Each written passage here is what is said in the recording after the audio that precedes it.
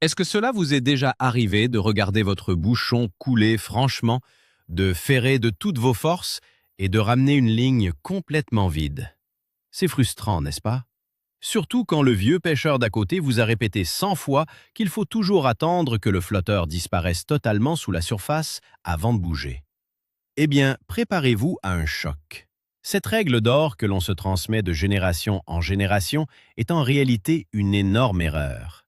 C'est même la cause principale de tous vos ratés. Aujourd'hui, nous allons casser ce mythe une bonne fois pour toutes. Je vais vous expliquer pourquoi attendre que le flotteur coule vous fait perdre un temps précieux et alerte le poisson. Vous allez découvrir une vérité inattendue sur la façon dont les poissons prennent votre appât. À la fin de cette vidéo, vous ne regarderez plus jamais votre bouchon de la même manière.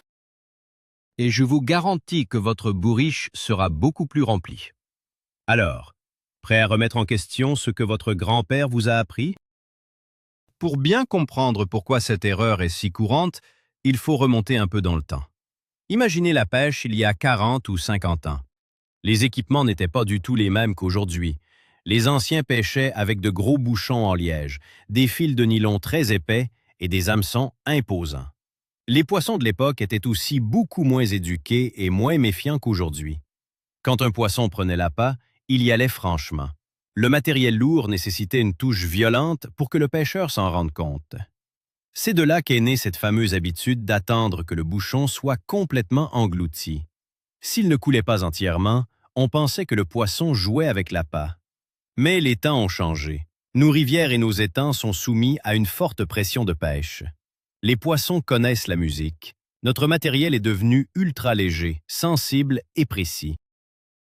Pourtant, beaucoup de pêcheurs continuent d'appliquer cette vieille méthode sur des poissons devenus des experts en méfiance.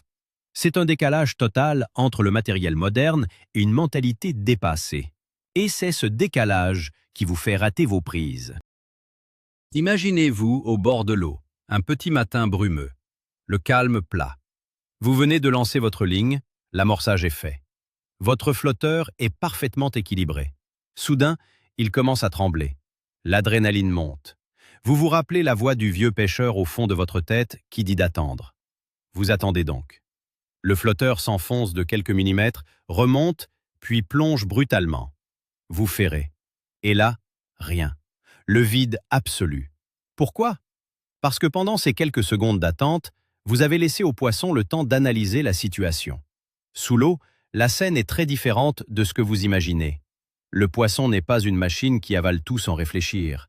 Il a goûté, il a senti un problème, et il a recraché bien avant que votre bras ne se lève.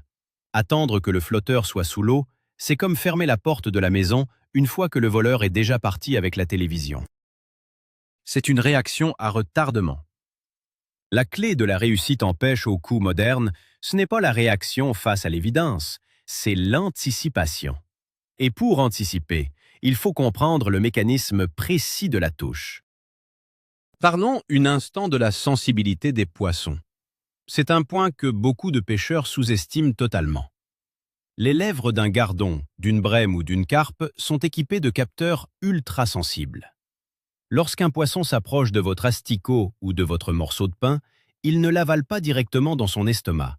Il l'aspire d'abord avec une grande délicatesse pour l'évaluer. Il teste la texture, le poids et surtout la résistance.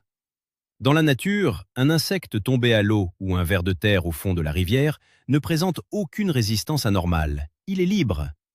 Mais votre appât, lui, est relié à un hameçon, à un fil, à des plombs et finalement à un flotteur qui tire vers la surface. Dès que le poisson ferme la bouche sur votre appât et commence à se déplacer, il sent toute cette machinerie. Si vous attendez que le flotteur coule complètement, vous obligez le poisson à tirer sur toute la portance de votre bouchon. C'est à ce moment précis que son cerveau reptilien lui crie au danger. Il recrache l'hameçon en une fraction de seconde, à la vitesse de l'éclair. C'est ici qu'il faut introduire la notion physique de la résistance. Votre flotteur, par définition, est conçu pour flotter. Il a une certaine portance. Plus il est gros, plus il résiste à l'enfoncement. Quand le poisson tire l'appât vers le bas, il doit vaincre cette force de flottaison. Pensez-y comme à un ressort invisible. Plus le bouchon s'enfonce dans l'eau, plus le ressort se tend, et plus le poisson sent une force qui tire son repas vers le haut. C'est tout sauf naturel. Les vieux loups de la pêche vous disent d'attendre l'enfoncement total, mais l'enfoncement total est le moment exact où la résistance est à son maximum absolu. C'est le moment de la tension extrême. Un gros poisson éduqué ne supportera jamais cette tension. Au moment même où vous voyez votre bouchon disparaître sous la surface d'un coup sec, dans 90% des cas, c'est l'instant précis où le poisson lâche l'affaire et recrache. La plongée brutale que vous prenez pour la touche parfaite n'est souvent que l'effet élastique du poisson qui abandonne votre montage. Prenons un exemple concret qui arrive tous les jours. La pêche du gardon. Le gardon est un poisson rapide, curieux, mais souvent très capricieux. Quand il est actif, il attaque l'appât sans hésiter, mais quand il est méfiant, la touche est très subtile. Le flotteur ne coule presque jamais franchement dès la première seconde. Il va tressauter, il va faire de petits ronds dans l'eau. Puis, il va s'enfoncer de seulement 2 ou 3 millimètres, à peine la taille de l'antenne rouge. C'est là que le pêcheur débutant ou mal conseillé va se dire qu'il faut attendre. Il regarde l'antenne descendre tout doucement, persuadé que le gardon est en train d'avaler. Mais en réalité, le gardon a l'asticot bien en bouche. Il est juste en train de faire du surplace ou de se déplacer latéralement. Si vous attendez que ce flotteur disparaisse pour ferrer, vous êtes déjà en retard. Le ferrage sur un gardon doit être sec et immédiat dès la première vraie tirée, même si l'antenne dépasse encore de l'eau. Il faut casser vos habitudes visuelles et agir sur les micro-mouvements. Et que dire de la fameuse touche en relevé? C'est le cauchemar de ceux qui attendent que le bouchon coule. Imaginez une belle brème qui s'approche de votre zone d'amorçage. La brème est un poisson qui fouille le fond. Pour manger, elle bascule son corps vers le bas, aspire l'appât, puis se remet à plat, à l'horizontale. Que se passe-t-il sur votre ligne à ce moment-là? La brème soulève votre plomb de touche qui était posé près du fond. La conséquence est immédiate et va à l'encontre de la règle des vieux pêcheurs. Votre flotteur ne va pas couler, il va remonter à la surface, se coucher sur le côté et flotter à plat. C'est une touche magnifique, typique de la brème. Si vous restez planté sur votre siège à attendre que le flotteur plonge sous l'eau, vous pouvez attendre très longtemps. La brème va sentir le poids des plombs anormaux, recracher le bouquet d'asticots et s'en aller tranquillement. Le ferrage doit se faire au moment précis où le bouchon se soulève et bascule. Une preuve de plus que l'obsession du bouchon qui coule est une erreur tactique majeure. Il y a aussi une autre situation classique que vous connaissez bien. Le flotteur qui se déplace sur le côté sans jamais couler. C'est ce qu'on appelle la touche latérale. Vous regardez votre ligne et soudain, le bouchon entame une promenade de gauche à droite, comme s'il était poussé par un courant invisible. L'antenne reste parfaitement visible au-dessus de la surface. Le vieux pêcheur à côté de vous dirait probablement que c'est un petit poisson qui joue avec le bout de l'appât et qu'il faut patienter. Grave erreur. Très souvent, c'est un beau poisson, comme une tanche ou une petite carpe, qui a aspiré l'èche sans changer de profondeur et qui continue son chemin. Il l'a dans la bouche, profondément. Si vous ne ferrez pas pendant ce déplacement latéral, le poisson va finir par sentir le fil tendu contre sa nageoire ou la résistance de la ligne dans l'eau. Il va s'effrayer et tout recracher en produisant un gros remous. Quand le bouchon se déplace franchement sur le côté, même sans couler d'1 millimètre, il faut lever la canne et piquer le poisson sans la moindre hésitation. Abordons un autre problème majeur lié au fait d'attendre trop longtemps. Un problème qui touche à la santé même du poisson et à votre efficacité au bord de l'eau. Si par miracle, vous appliquez la méthode d'attendre que ça coule complètement et que le poisson ne recrache pas, que se passe-t-il? Il avale. Il avale profondément. Votre hameçon va se loger tout au fond de sa gorge, parfois même dans les branchies, ou plus bas encore. Quand vous allez le sortir de l'eau, vous allez devoir utiliser un dégorgeoir. Vous allez perdre un temps fou, au moins 2 ou 3 minutes, à essayer d'extraire cet hameçon sans blesser mortellement l'animal. Pendant ce temps-là, votre banc de poissons que vous aviez réussi à rassembler sur votre cou va se disperser. Et le poisson, lui, repartira souvent avec de graves séquelles. Un bon ferrage, fait au bon moment, c'est-à-dire tôt et sur l'anticipation, pique systématiquement le poisson sur le bord de la lèvre. C'est propre, c'est sans danger pour l'animal, et l'hameçon s'enlève avec les doigts en 2 secondes chrono. Vous êtes tout de suite prêt à relancer. Il faut aussi adapter notre compréhension de la touche en fonction de l'appât que nous utilisons.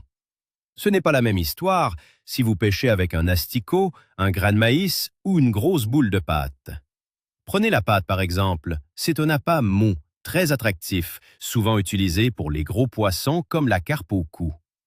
Quand un poisson attaque la pâte, il va souvent l'effriter, la sucer, la taper avec son museau avant de la prendre en bouche. Votre flotteur va danser la rumba, il va s'enfoncer, remonter, se décaler. Si vous attendez la plongée franche, comme un boulet de canon, vous allez avoir des surprises. Bien souvent, la pâte finira par se détacher de l'hameçon à cause de tous ces petits coups. Le poisson partira le ventre plein et votre ligne restera là, immobile et vide. Avec ce genre d'appât, il faut apprendre à repérer la touche de vérité parmi les fausses touches. C'est généralement une petite descente régulière de l'antenne, pas très rapide, mais continue. C'est à ce moment précis, bien avant la disparition totale, qu'il faut agir. Analysons maintenant l'impact du vent et de la houle sur l'eau. C'est un facteur qui trompe énormément de pêcheurs qui s'accrochent à l'idée du flotteur qui doit couler. Les jours où la surface de l'eau est agitée par de petites vagues, le comportement de votre bouchon devient erratique. Il monte et descend au rythme des vaguelettes. Dans ces conditions, repérer une vraie touche devient un exercice de haute concentration. Si un poisson prend votre appât avec délicatesse, le bouchon ne disparaîtra pas forcément sous les vagues. Le mouvement de la touche va se fondre dans le mouvement naturel de l'eau. Si vous attendez une disparition claire et nette, vous allez rater 80% de vos prises. Le secret, les jours de vent, c'est de repérer la rupture de rythme.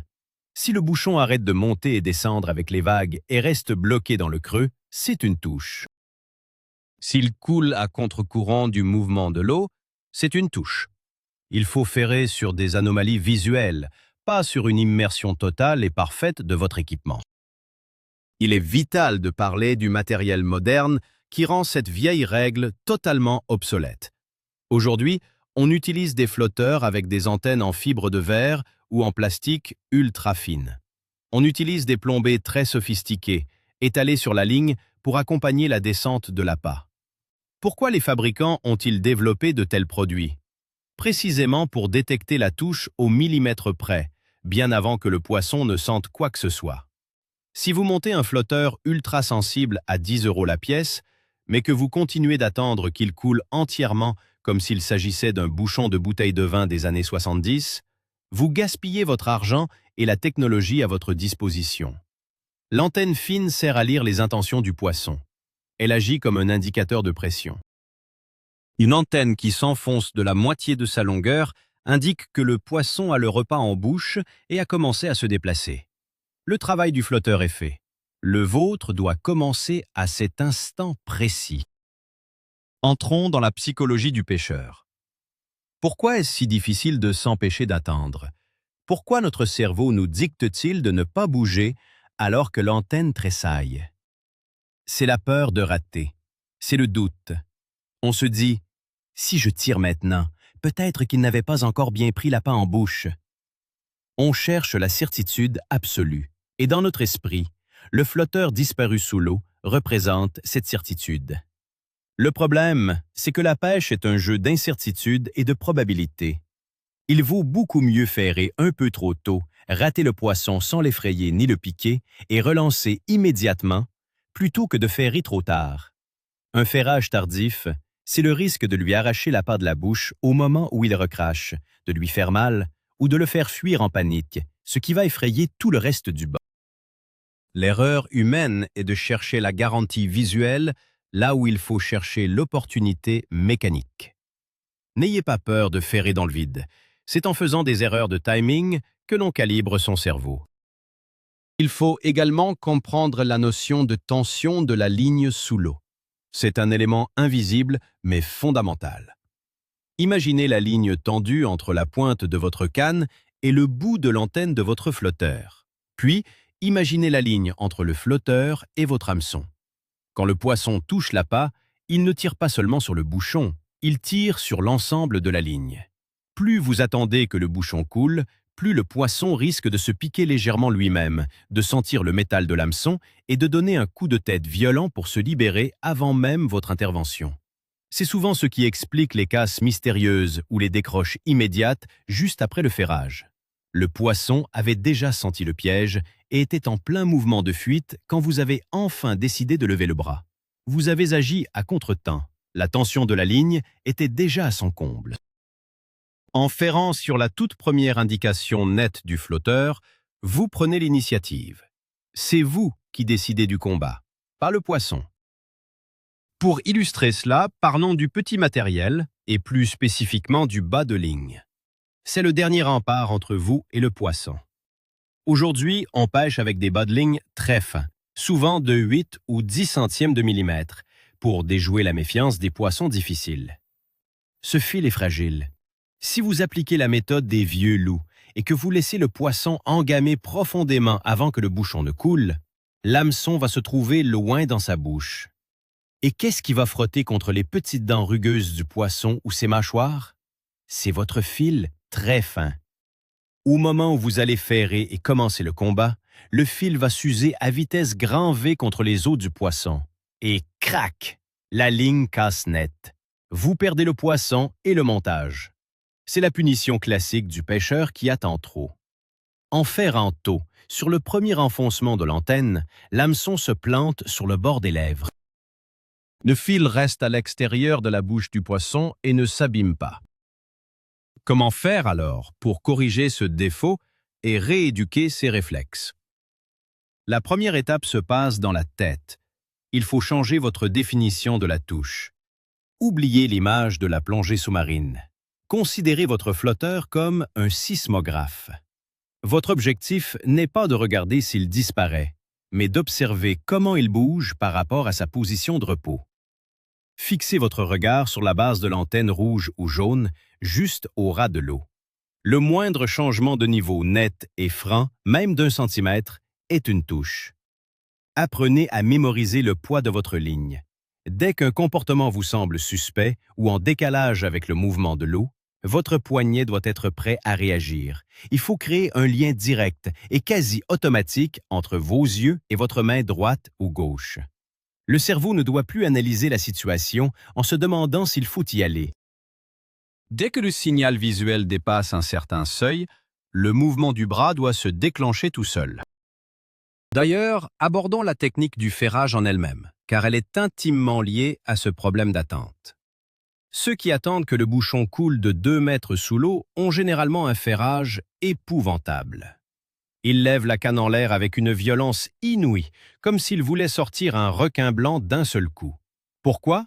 Parce qu'inconsciemment, vu qu'ils ont attendu longtemps, ils savent qu'ils doivent rattraper le retard et planter l'hameçon profondément pour ne pas perdre le poisson. Ce grand mouvement ample est catastrophique. Il fait voler la ligne dans les arbres au-dessus de la tête quand on rate la touche, et il arrache les lèvres fragiles des beaux poissons. Un bon ferrage de pêche au coup moderne est un mouvement court. C'est un coup de poignet sec et précis.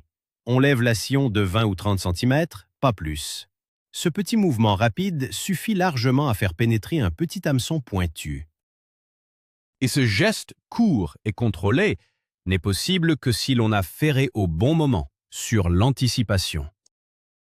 La prochaine fois que vous irez à la pêche et que le voisin vous crie d'attendre que le bouchon coule, souriez poliment. Ne le contrariez pas, c'est son époque, c'est sa vérité, mais appliquez votre nouvelle stratégie. Observez bien, le poisson s'installe, le bouchon frétille, un petit coup, 2 petits coups. L'antenne s'enfonce doucement à mi-hauteur. Hop, un petit coup de poignet sec vers le haut. La ligne se tend, l'élastique sort du sillon, le combat commence. Vous verrez l'étonnement dans le regard de votre voisin de berge. Il vous dira que vous avez eu de la chance. Vous saurez que c'est de la technique pure. En maîtrisant ce timing, vous transformez les petites touches timides des jours difficiles en poissons au fond de l'épuisette. Vous devenez un pêcheur actif qui dicte le rythme de l'action et non plus un spectateur passif qui prie pour que le poisson veuille bien avaler son montage complet. C'est une bascule mentale extrêmement satisfaisante une fois qu'elle est intégrée. Mais attention, je ne vous dis pas non plus de ferrer comme un forcené à chaque fois qu'un moustique se pose sur votre bouchon. La frontière est subtile. Il y a ce qu'on appelle les fausses touches ou les touches de fil. Souvent, sur un coup bien amorcé avec beaucoup de poissons blancs en pleine activité, les poissons nagent dans tous les sens et viennent taper dans votre fil en nylon sans même voir l'appât. Votre flotteur va s'agiter violemment de gauche à droite ou faire de petits plongeons très brefs et saccadés. Ce sont des fausses touches. Si vous ferrez là-dessus, vous allez, au mieux, ramener une écaille après avoir harponné un poisson par le dos. La vraie touche, celle qu'il ne faut pas laisser filer jusqu'à la coulée totale, se reconnaît à sa constance. Qu'elle soit en relevé, en déplacement latéral ou en légère plongée de l'antenne, le mouvement est décidé et linéaire. C'est le signe clair que l'appât a été gobé et se trouve à l'intérieur de la cavité buccale de l'animal. Un autre détail crucial pour réussir cette technique d'anticipation est la plombée de votre ligne. Pour pouvoir lire les micro-mouvements avant la plongée totale du flotteur, votre ligne doit être parfaitement équilibrée. Si vous avez mis trop peu de plomb, votre flotteur sort trop de l'eau. Il oppose une résistance énorme au poisson et cache les petites touches. Vous serez obligé d'attendre une touche violente pour réagir. À l'inverse, si vous ajoutez un tout petit plomb de touche très près du bas de ligne et que le reste de vos plombs équilibre le bouchon pour qu'il ne reste que centimètres d'antenne au-dessus de l'eau, vous avez l'outil parfait. Le moindre souffle d'un gardon sur votre asticot se traduira par une disparition immédiate de ce dernier centimètre. Le flotteur coule très vite, certes, mais parce qu'il était réglé pour ça. C'est la mécanique qui vous aide à détecter la touche, et non plus le poisson qui doit faire tout le travail difficile pour vous alerter. N'oublions pas le rôle de l'expérience et de l'observation. Oublier la vieille règle du bouchon englouti va vous demander de réapprendre à regarder l'eau. Les premières fois, vous allez faire des erreurs de jugement. Vous allez ferrer sur des feuilles mortes poussées par le vent ou sur des touches de petits alevins imprudents. C'est parfaitement normal. Le cerveau a besoin de calibrer cette nouvelle quantité d'informations. Vous êtes en train de passer d'une pêche grossière à une pêche de précision. Prenez le temps d'analyser vos ratés. Si vous ferrez à la moindre petite touche et que vous ramenez l'asticot complètement sucé et vidé de sa chair, cela signifie que vous avez été un tout petit peu trop lent ou que le poisson est d'une ruse incroyable. C'est le moment de raccourcir votre bas de ligne pour que l'information de la touche monte plus vite jusqu'au flotteur. C'est un jeu constant d'adaptation. Vous devez devenir un technicien de la touche. En fin de compte, la pêche est une évolution permanente. Les vieux pêcheurs ont le mérite de nous avoir transmis la passion, les bases, le respect de la nature et le goût du bord de l'eau. Leurs histoires et leurs compagnies sont inestimables. Mais sur le plan strictement technique, certaines croyances doivent être rangées au rayon des souvenirs. Attendre que le flotteur disparaisse dans les abysses pour prendre un poisson est l'une d'elles. La pêche d'aujourd'hui est affaire de réflexes aiguisés, de compréhension de l'environnement aquatique et d'utilisation optimale d'un matériel affiné. En décidant de ferrer sur l'indice plutôt que sur l'évidence absolue, vous franchissez un cap énorme dans votre progression. Vous passerez du statut de pêcheur occasionnel qui subit les événements à celui de fin tacticien qui lit à travers l'eau. Gardez ce secret pour vous la prochaine fois que vous participerez à un concours local. Laissez les autres attendre que leur bouchon coule. Vous n'aurez qu'à enchaîner les prises régulières. Voilà, vous savez maintenant tout sur cette fameuse règle d'or qui n'en est finalement pas une. Le grand secret, le véritable point de bascule pour transformer vos journées de pêche, c'est de comprendre que lorsque le bouchon disparaît complètement sous l'eau, il est presque toujours déjà trop tard. Le poisson a senti le piège, la tension est à son maximum et vous avez laissé échapper votre fenêtre de tir idéale.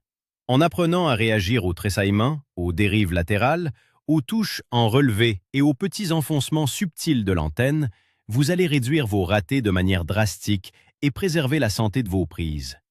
C'est un véritable changement de philosophie au bord de l'eau. Vous ne pêchez plus en attendant l'action. Vous provoquez la réussite par votre lecture précise de la situation. Merci d'avoir regardé cette vidéo jusqu'au bout. Si ce nouveau regard sur la touche vous a aidé ou surpris, n'oubliez pas de vous abonner à la chaîne pour plein d'autres conseils techniques. Laissez un gros pouce bleu pour soutenir notre travail. Et maintenant, c'est à votre tour de prendre la parole en commentaire. Quel est le conseil de pêche le plus bizarre ou le plus ancien que l'on vous ait jamais donné au bord de l'eau? On se retrouve très vite pour une prochaine session.